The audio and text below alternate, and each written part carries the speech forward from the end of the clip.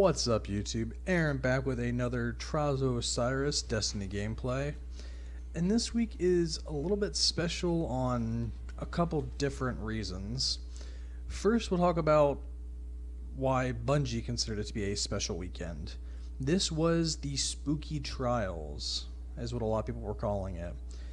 Since it was the Halloween weekend, they had trials, they had no reviving and no radar.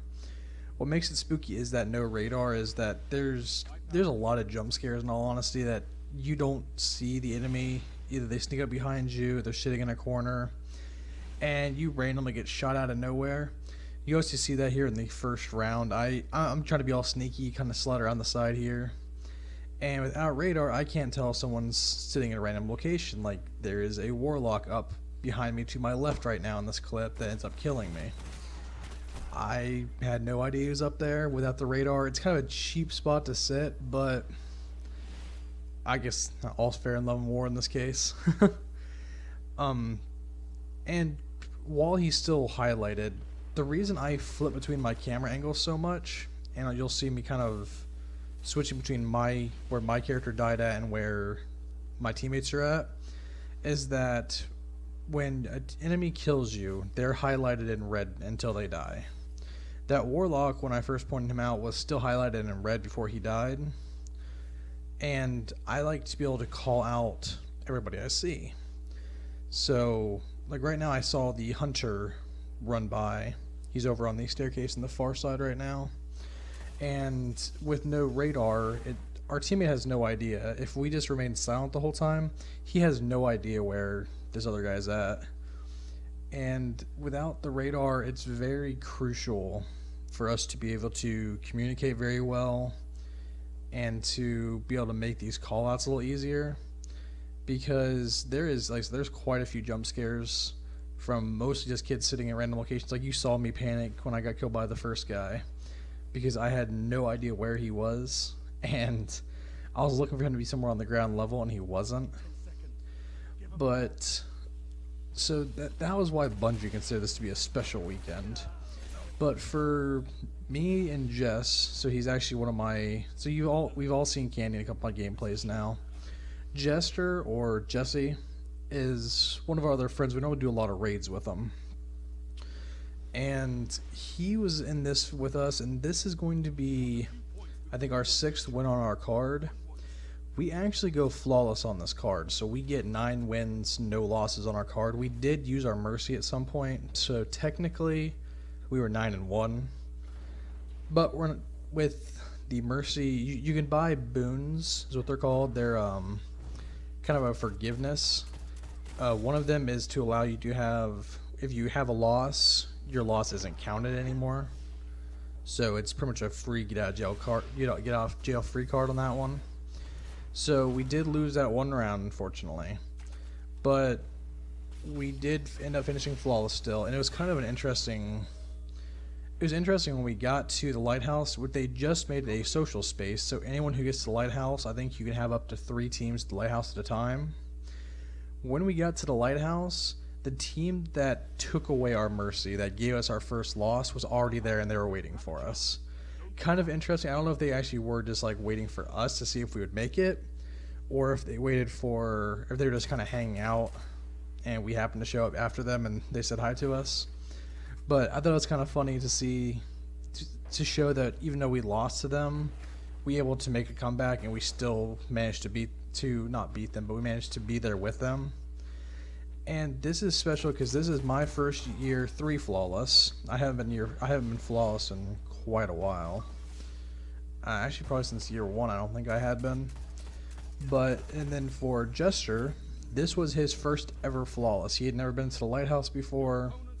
Candy has been a few times, but as a team, this is the first time us 3 together have ever been to the lighthouse. And it's kind of a big deal because, I mean, it's kind of the crown jewel of PvP at this point.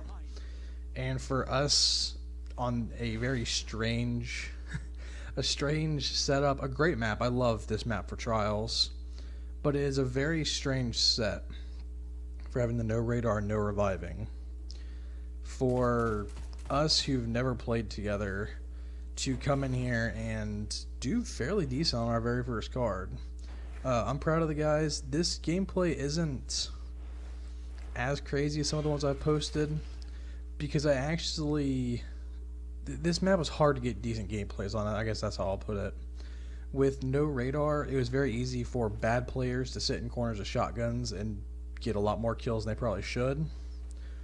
The skill wasn't as... People didn't seem to have as much skill to do what they did this week. And what really bugged us in this gameplay is the guy actually just shotgunned ETS. I don't know if you'll see any clips here, but during the match I would pop up my ghost and look at his connection and he would drop red bar. You saw, I think in this next round, he ends up actually shooting me through a wall to kill me. Just the latency on his end.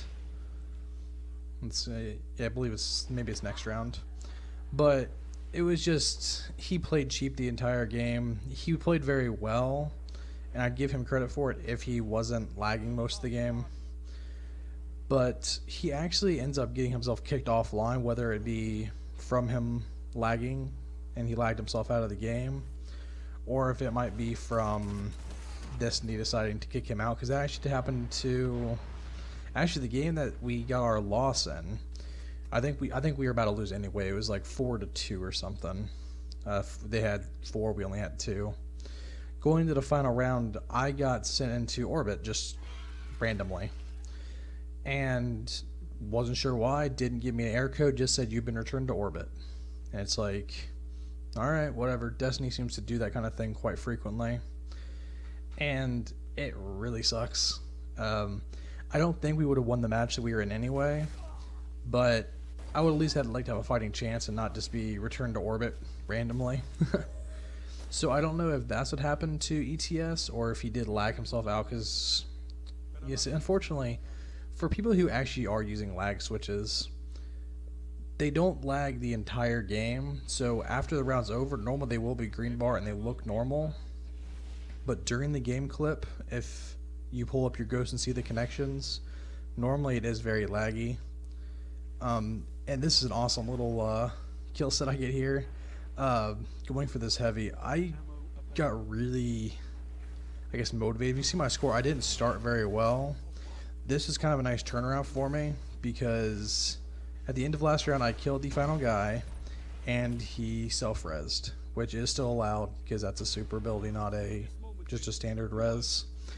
And he did a no at me, which is the little emote where you just wiggle your finger at somebody. I don't know why, but I absolutely hate that emote, and I use it on everybody now. I hate when someone does it to me, especially in a situation like that where it's meant to be unsportsmanlike. It's kind of a little taunt. And here's where I say ETS killed me through that wall, because I backed off and he still managed to pop me through the wall. But just taunting in general, teabagging, we talked about before, the no, dancing on somebody's orb. It's just a general sign of disrespect in the gaming stuff. And he did that after self-reviving, and I had a brain fart. I had my super, I could have smashed behind me and killed him and stayed alive and won that round. I didn't react fast enough, and he killed me, and then proceeded to do the no. I did not appreciate that. The next round I came in, that heavy round, I killed ETS and the Titan first with my slam, and then proceeded to shoot the guy that did the emote at me in the face with a rocket, and then you went over and gave him the no. Just again, as I don't know why, back before no came out, there was the Hotline Bling dance that people were doing constantly, and that came out at the same time as, I think it was the Crimson Doubles tournament. It was a 2v2 game mode that was just pretty much, it was similar to Trials. It was, you die, you can be revived, but it's round based like Trials is. So if both of you die, the round ends and the other team gets a point. And everyone's favorite thing to do was go on top of your orb and do the Hotline Bling. I despised that dance. That was my kryptonite back then. If someone did that on me, it really enraged me. Now it's the no. If someone walks up to my body and does that, I don't know why, but it really it grinds my gears when they do it. And happened to awake the beast in this case, because I actually learned how to play the game after that. And I think right about here we check the scoreboard and see that ETS has been lagged out already, which we actually saw the one person dead, and we were running around trying to figure out where the last two are. And we're like, well, that's a little bit strange. Normally we see somebody. And we go back to this corner. Eventually I pull up my ghost. It doesn't even say the guy leaves right away. I pull up my ghost and see that he is gone and called out, and they're like, what? No. And I kind of run around for a second. I keep checking. I'm like, yeah, he's gone. And then it finally pops up, and really might have been our saving grace in this game, because we were down 4-3. It was going to be a close fight. And I get a little bit of revenge against the Warlock here that did the no at me to start with. I came around the corner and found him with a shotgun. So, little disrespectful teabag. Don't hold that against me too much. But that taunting in a game where I don't think it's needed. Like, if someone starts taunting me, I will taunt back. Like, they can teabag me the first round off of they get a pretty nice kill on me. They teabag me or something. I will make it a point to find them, kill them, and taunt them back. It's just my kind of play style. And there's some instances where there's kind of, like, I guess, friendly taunting. I've found some matches where I've played against some decent kids, and we've gone around, and every time we kill each other, we do an emote to each other. We, like, dance or wave at each other. And I'm alright with that. When you do it in a match that's very competitive, like Trials, that grinds my gears a little bit. I don't like, I guess, being insulted that way. So I did kind of turn my tide. I got 3 kills that round. I think I had 1 or 2 going into that round. And then I finished off with, I believe, 8. So definitely a bit of a turnaround for me.